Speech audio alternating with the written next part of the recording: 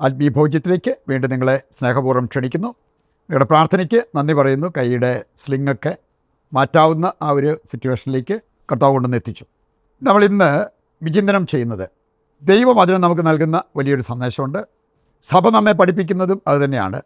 സുഖിച്ചാൽ പിന്നീട് ദുഃഖിക്കേണ്ടി വരും, എന്നാൽ സഹിച്ചാൽ പിന്നീട് നമുക്ക് ആനന്ദിക്കാൻ പറ്റും. പാപകരമായിട്ടുള്ള കാര്യങ്ങൾ നമുക്ക് വേണമെങ്കിൽ സുഖം പകരുന്നതായിരിക്കാം. അതിൻ്റെയൊക്കെ പിന്നാലെ പോയാൽ അതിനുശേഷം വരുന്നത് ദുഃഖമാണ് എന്നുള്ളത് കർത്താവിൻ്റെ വചനം നമ്മെ പഠിപ്പിക്കുന്നുണ്ട്. പലരുടെയും അനുഭവം വിളിച്ചു പറയുന്ന ഒരു കാര്യമാണ്. ഒരു ക്യാൻസർ രോഗിയുടെ കാര്യം അദ്ദേഹം സൂചിപ്പിച്ചത്, ഒരു കാലത്ത് ഞാൻ നല്ല സുഖമായ ഭക്ഷണം, വിനോദയാത്രകൾ, കൂട്ടുകെട്ട്, അങ്ങനെയുള്ള പല കാര്യങ്ങളുമായിട്ട് മുമ്പോട്ട് പോയിക്കൊണ്ടിരുന്നു. ആരെയും മൈൻഡ് ചെയ്യാതെ ദൂർത്തടിച്ച് അങ്ങനെ ജീവിച്ചു. അദ്ദേഹത്തിന് ഈ രോഗാവസ്ഥ വന്നു.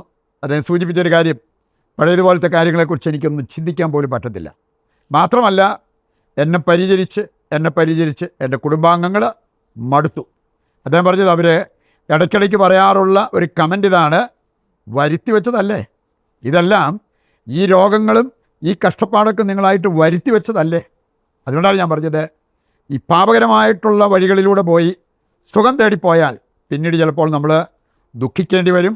ശാരീരികമായിട്ടുള്ള രോഗങ്ങൾ മാത്രമല്ല, മാനസികമായിട്ടുള്ള വ്യഥ അതുപോലെ നമ്മൾ ഏറ്റെടുക്കേണ്ടതായിട്ട് വന്നേക്കാം.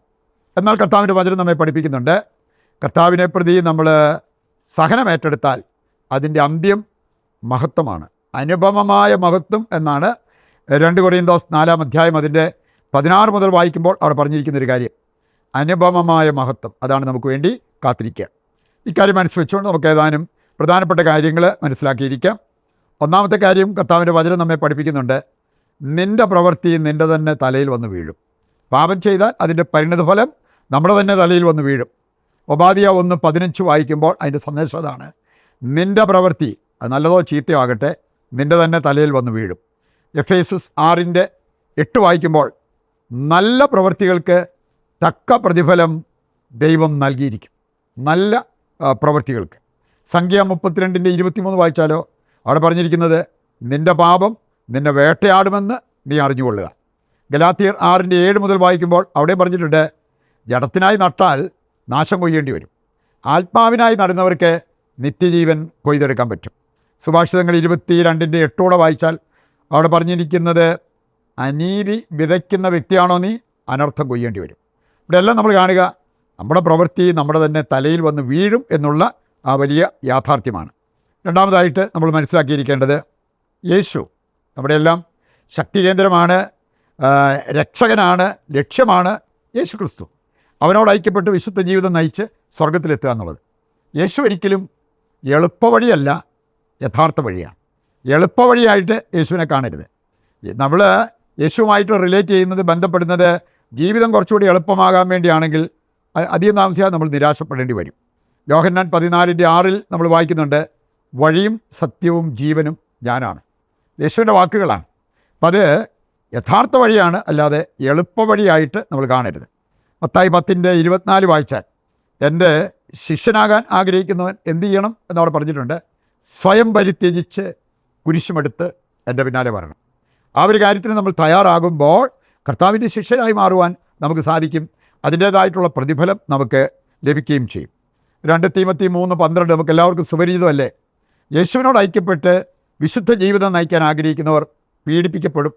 പക്ഷെ ആ പീഡനം സഹിക്കുന്നതിൽ ഒരു മധുരത്തിൻ്റെ അനുഭവം ഉണ്ടാകും എന്നുള്ളത് അതനുഭവിച്ചിട്ടുള്ളവർക്ക് മനസ്സിലായ കാര്യമാണ്. മർക്കോസ് 10:38 നമ്മൾ കാണുന്നുണ്ട്, സബദീപുത്രന്മാർ ഒരു പ്രത്യേക പ്രിവിലേജ് ആവശ്യപ്പെട്ട് വന്നപ്പോൾ കർത്താവ് ചോദിച്ചൊരു ചോദ്യമുണ്ട്, ഞാൻ കുടിക്കുന്ന പാനപാത്രം കുടിക്കാൻ നിങ്ങൾക്ക് പറ്റുമോ? അവർ പറഞ്ഞു, ഞങ്ങൾക്ക് പറ്റും. ഈ ഒരു കാര്യം ചെയ്യുമ്പോഴാണ് കർത്താവിൻ്റെ മഹത്വത്തിൽ പങ്കുചേരുവാൻ നമുക്ക് സാധിക്കുക.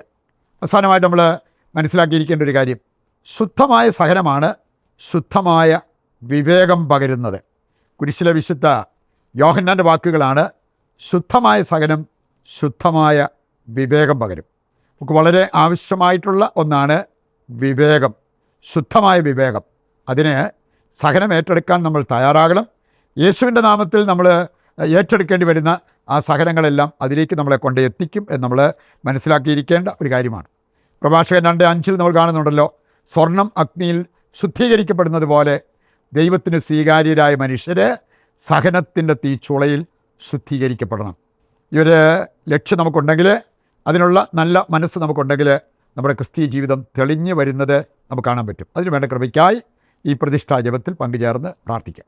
ഇന്നിൻ്റെ എല്ലാ പ്രാർത്ഥനാ നിയോഗങ്ങളും നിശബ്ദതയിൽ ദൈവകരങ്ങളിൽ ഏൽപ്പിക്കാം. കർത്താവ് നമ്മുടെ എല്ലാ ആവശ്യങ്ങളും നിറവേറ്റി നമ്മെ അനുഗ്രഹിക്കും എന്നുള്ള ആ ഒരു ശുഭാപ്തി വിശ്വാസത്തോടെ ദൈവത്തെ സ്തുതിച്ചുകൊണ്ട് ദിവ്യകാരുണ്യത്തിൻ്റെ ആശീർവാദം നമുക്ക് സ്വീകരിക്കാം. യേശുവേ നന്ദി, ഹല്ലേലൂയ. കർത്താവേ, ഞങ്ങളുടെ എല്ലാ പ്രാർത്ഥനാ നിയോഗങ്ങളും അവിടുന്ന് സ്വീകരിക്കണമേ.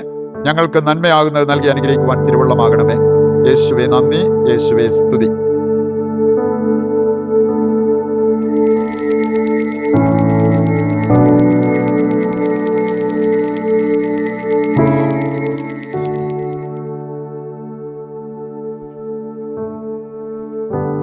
മറ്റൊരു എപ്പിസോഡുമായി നാളെ വീണ്ടും നമുക്ക് ഒന്നിക്കാം.